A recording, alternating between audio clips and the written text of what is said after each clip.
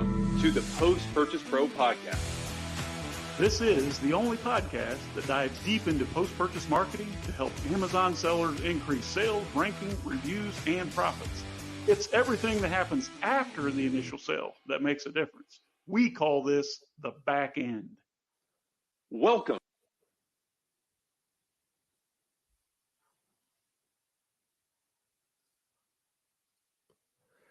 All right, guys, welcome back to another episode of the Post-Purchase Podcast. We have a good one today, digging into a subject that's near and dear to my heart, which, if you've been a listener for very long, you'll understand what it is. It's profits and profitability and how you actually create a profitable business and track it all when you're building your business on Amazon. So I want to welcome to the show Mr. Demian, the founder of My Real Profit. Demian, I'm so excited to have you here today with us. Hey, Tess, nice to meet you.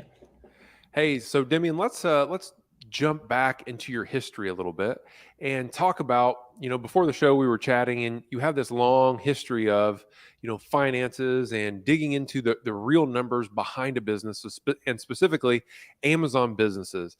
And you're kind of an expert at digging in and figuring out like what levers to pull in terms of where most sellers are messing up. So how did you get this experience and where did you come from? And then we're going to dig into the nitty gritty of how you actually manage a business better. Okay, so it states already that I have 7 years experience in finances and I look pretty young. So I'm going to say I'm 24 years old and I started working with Amazon since I was 17 years old. So my first experience was doing data entry for accounting company. And most of the clients are Amazon sellers. And I was like, wow, this is so interesting. It's like all of them have the same data structure, but they have different performance. And there are so many reports. Now I started digging into the reports. Then I started doing it myself. So I quit this company. I start doing freelancing, start doing the accounting, bookkeeping for Amazon companies. And then I got to the big company, big Amazon seller I would probably say top 50, top 100 of Amazon sellers. And I was there from the start. And I created their finance department, analytics department, built all the analytics from scratch. So basically I learned everything. And it was Amazon, it was private label, United States. So this is where I got most of my experience. That's amazing. So you've worked with a lot of big Amazon sellers in the past, right? So that's where you saw the similarities between all these different seller accounts, but then you also got to see the differences. And the ones that were most successful, Demian, what did those have in common? Because I know you and I were talking about like the common mistakes that most sellers make. And remember, the majority of the people watching this are going to be the private label Amazon seller building their own business. They're trying to do everything themselves. They're trying to build a team that helps them grow their business, but a lot of them don't really have a handle on what's actually going on behind the scenes in the finances. So what are the common mistakes that you're seeing sellers make out there? So there are a lot of them. Let's start with very simple is not actually calculating your numbers. Seeing the payout from Amazon and thinking this is what I earned. This is like, let's add cost of goods there. And this is approximately what I got to my bank account. The reality, it's completely wrong. This is just your cash flow. This is different. It's very simple and basic problem. Most of the Amazon sellers who already have experience, they do have QuickBooks. They're using some sort of softwares. So the second mistake is, I would say, using QuickBooks or using any accounting software like this for your day-to-day analytics, especially day-to-day. Because if we talk about bookkeeping and accounting, the way how Amazon sends you money is not also fully related to what is actually happening with your Amazon account. So your marketing performance are not going to be aligned with your financial performance. And this is where the tricky part starts. So let's talk about that, Demian. So when you're saying that it's not aligning with the actual performance of your business, what do you mean by that? So the way how Amazon pays out your money, it's not based when the customer make a purchase, but when the product, I don't exactly remember, but got shipped, most likely got shipped, then Amazon places the money on your Amazon account, Then waits 14 days and then you get paid out. If you're using some sort of accounting softwares, it will help you to align approximately the data, But the thing is that there is no accounting software that will provide you with the data based on when the customer make a purchase. Yeah, not when Amazon pays you out money. It's a little bit difficult, but yeah. And the main point is most likely when you do some sort of analytics on your Amazon account, you wanted to understand, okay, how my marketing performance, what it was doing, like my Amazon PPC, ACOS, and so on, and then what profits we got from that activity that we were doing. And this is where if you go to QuickBooks, you're gonna to try to find the how to say that. Sorry.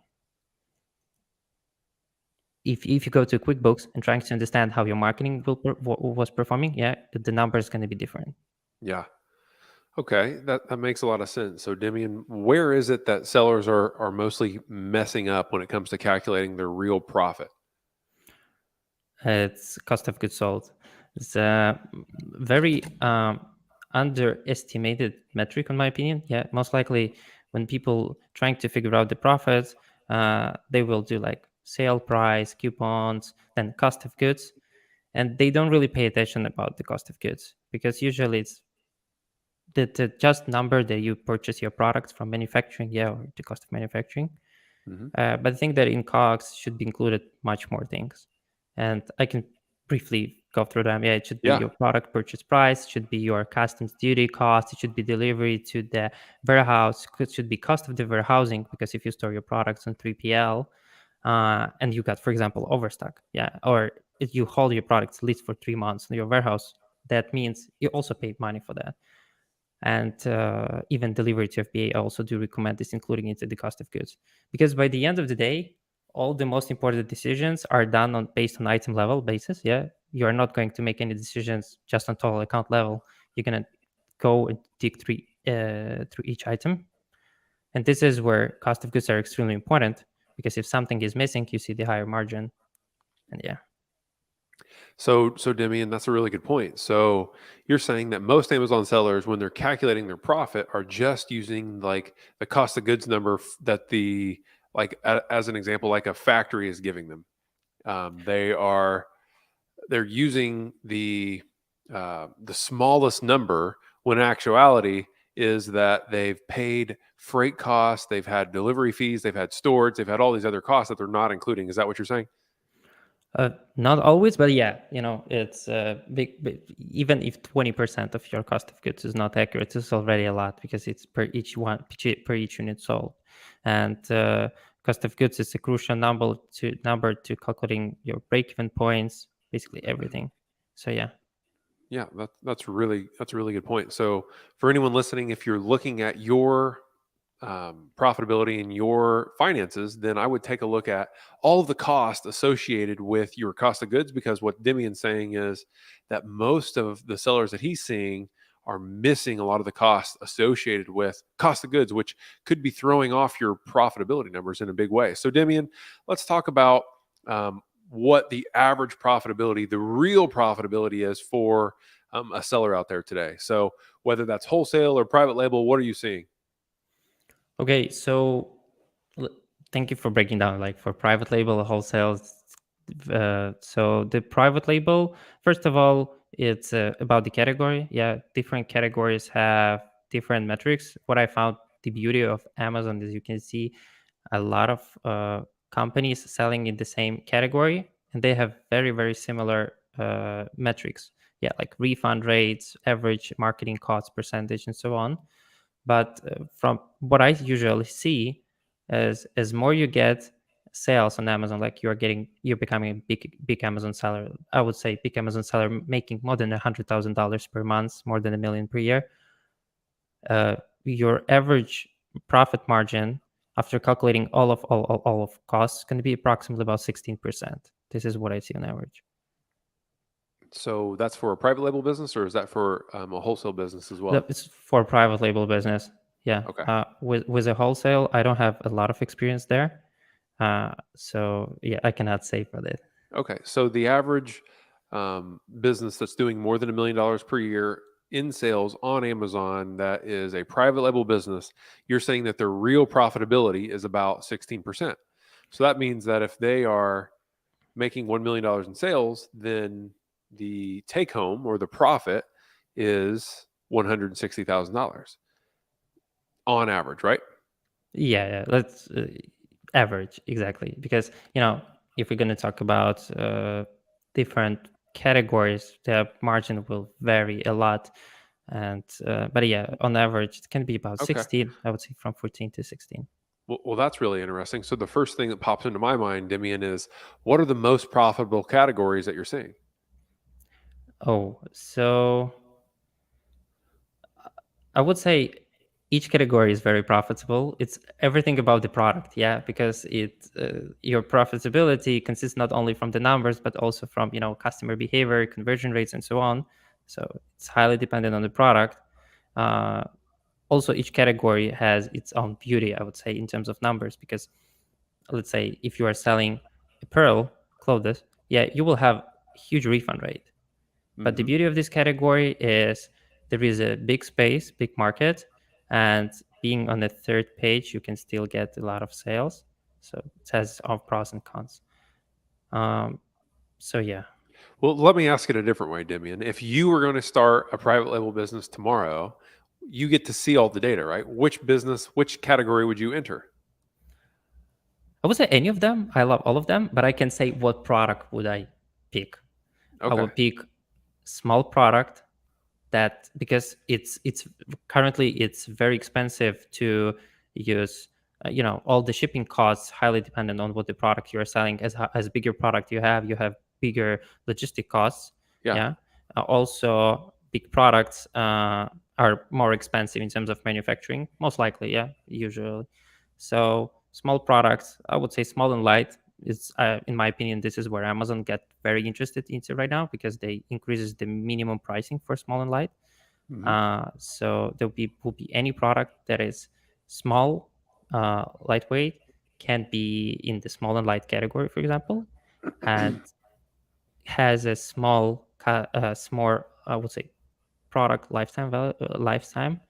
So people gonna buy it at least like once a year, because if the category is not big enough and the product lifetime is pretty big, uh, today this category can be with 3 million market share, but in a year it can be 1 million. So it's also very important.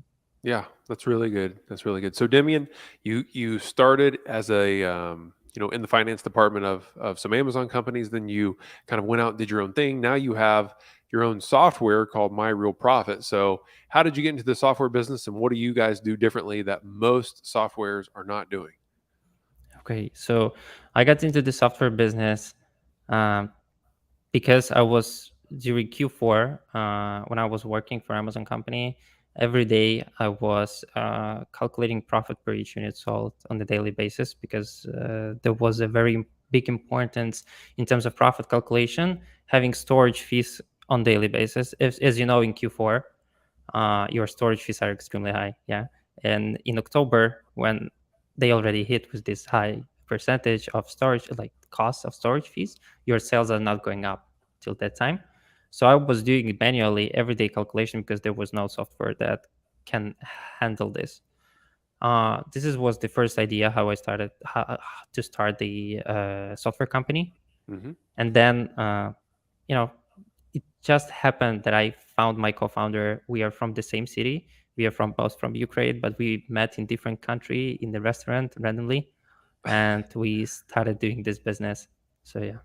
Yeah, that's amazing. So your software does things a little bit differently, and around storage. Is that the main differentiator, or how are you guys keeping track of your real profit differently than other tools?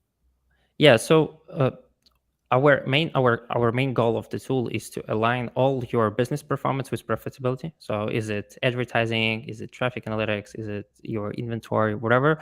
Everything should be aligned with your profitability. So we build all our features around that.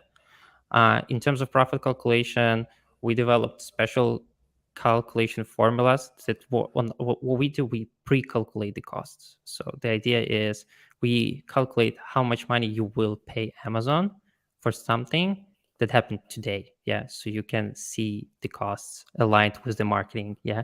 Ah, This is the okay. idea. So it's Uh, more real time data then, right? Yeah, we focus on real-time data. As I said, the software was basically, we were building the software for experienced Amazon sellers. So the idea was to have an opportunity to analyze your data on parent level. You can create your own category of the product. So you can, if you have a lot of listings, and also we were working on the way that you can scan the data. So it's visually, the idea of the dashboard is that you just scan it. You are not reading the numbers. Yeah. Okay, great. So if somebody is watching this or listening to this podcast and they want to try out My Real Profit, where do they go? And then do you have a special offer for everyone here? Yeah, everyone who will go to myrealprofit.com, they will have a 14-day free trial. And with a Press Purchase Pro, if they will mention it, that they came from Press Purchase Pro, we will provide them with a 20% lifetime discount. Oh, that's great. Yeah. So, guys, if you are typing that into your browser, it's myrealprofit.com. Demian has a 14-day free trial for you. And I didn't even know this, but he's giving all of our listeners 20% lifetime discount, which is pretty cool. So, Demian, I would say for everyone listening, let's go ahead and try it out to see, because the most important aspect of running your business is profitability. And what I've seen is that Amazon sellers totally mess this up because they're not accustomed to calculating profit. They're not accustomed to tracking cash flow and things like that. So Demian saying that you should be having an average net profit of about 16%. So if you're seeing higher or lower than that, maybe your numbers are off in a good way or a bad way. So I would say dig in and at least take a look at what your numbers are showing in the software. Demian, any final words of advice before we move to our last part of our show? I think that's it. You covered everything. Okay, so Demian, at the end of every show, we have two fun questions that we like to ask all of our guests. So question number one is, what is your all-time favorite business book? Oh, there is a book, 24 Steps to Success Startup.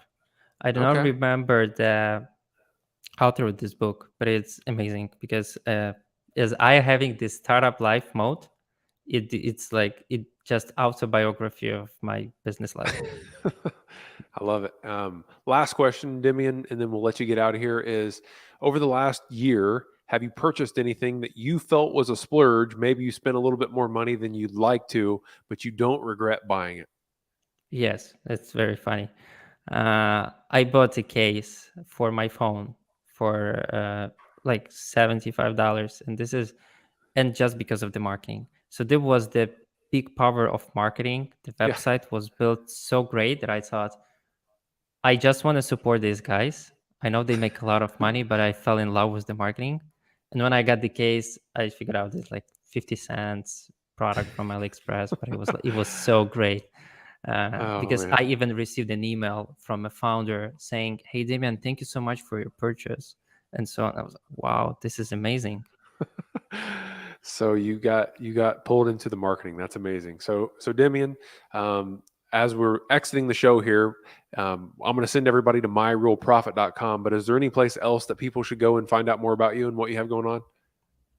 Yeah, I do a lot of posts on LinkedIn. Okay. I try to share some sort of insights on LinkedIn on a weekly basis. You can also check our blog posts.